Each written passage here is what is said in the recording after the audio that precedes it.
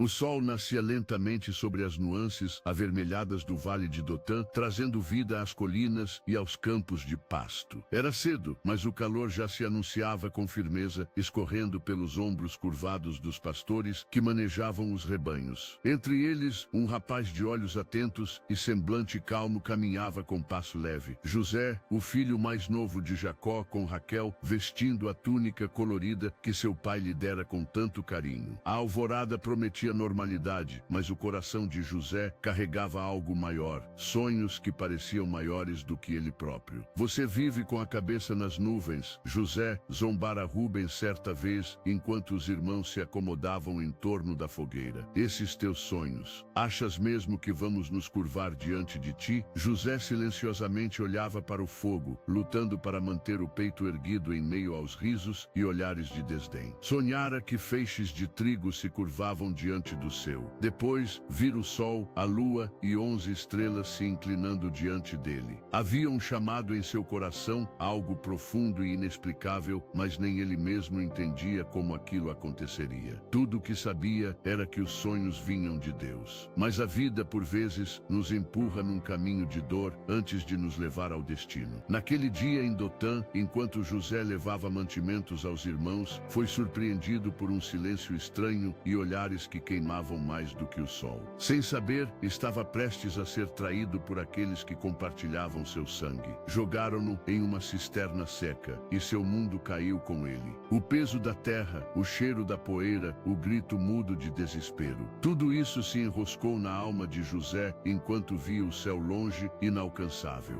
Por favor, irmãos, por que estão fazendo isso? Ele clamou, voz quebrada pela incredulidade. Mas o som dos passos se afastando parecia mais alto que seu clamor.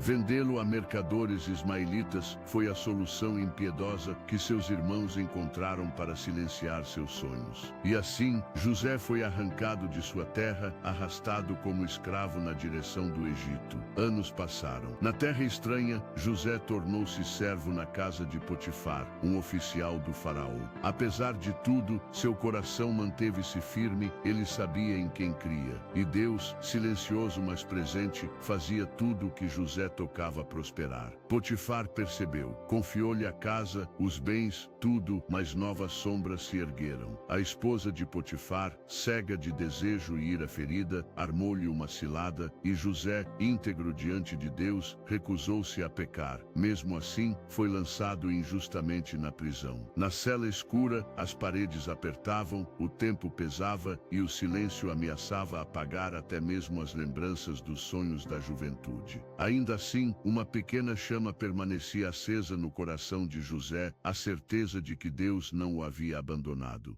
Senhor, ele orava em silêncio, encostado na parede fria da prisão, eu não entendo o caminho, mas faço questão de continuar confiando em ti. E Deus, fiel no meio da noite, continuava sustentando seu servo. O carcereiro, como Potifar antes dele, passou a confiar em José. De prisioneiro, ele virou administrador da prisão. Foi então que 2 homens do palácio, presos após desagradar ao faraó, tiveram sonhos perturbadores. José pediu que contassem.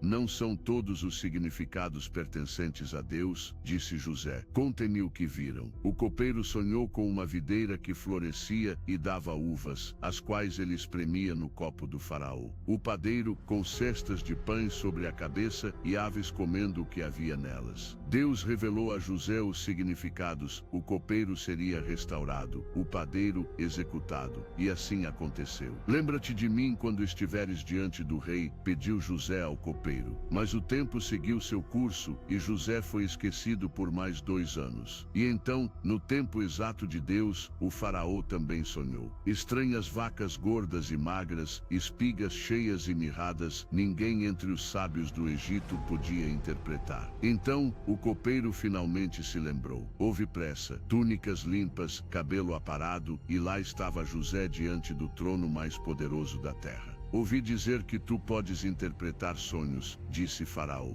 Não eu, respondeu José com humildade, mas Deus pode dar uma resposta de paz. Deus revelou os 7 anos de fartura seguidos por 7 anos de fome. José não apenas explicou, mas sugeriu medidas práticas: estocar grãos, preparar a terra, preservar o povo. E o improvável aconteceu. O escravo hebreu foi feito governador do Egito, segunda maior autoridade do império. José viu-se conduzindo carruagens, coordenando celeiros, assinando decretos. Mas ainda havia algo mais profundo no plano de Deus. A fome atravessou fronteiras e os irmãos de José vieram ao Egito em busca de alimento. Curvaram-se diante do governador desconhecido, que os reconheceu, mas permaneceu sem se revelar. Seu coração oscilava entre a dor e a compaixão. Então, num momento de ternura irreprimível, rompeu o véu do passado. Eu sou José, vosso irmão, aquele que vocês venderam ao Egito. Um silêncio denso caiu entre eles, com olhos arregalados e corações em conflito. Não se entristeçam, nem se culpem por me terem vendido. Foi para preservar vidas que Deus me enviou antes de vós. Ali, não havia espaço para vingança. José enxergava o fio condutor da graça de Deus mesmo nos dias mais escuros, e perdoou com a leveza de quem compreende o propósito divino maior que a própria dor. E assim, o menino sonhador se tornava instrumento de salvação para toda uma geração. A promessa de Deus, que parecia impossível na cisterna, na casa de Potifar, na prisão, se cumpria nas carruagens do Egito. Hoje, talvez você se sinta num vale escuro, carregando sonhos que parecem impossíveis ou enfrentando injustiças que esmagam a alma. Mas Deus não se esqueceu de você. Ele vê seu coração, sua fé silenciosa, seu clamor discretamente sussurrado na noite, e está agindo, mesmo quando você não percebe. Pois aquele que foi com José nas prisões do Egito é o mesmo que caminha com você. Ele transforma derrotas em portas e lágrimas em semente de bênção. Espere nele. O tempo de Deus sempre chega.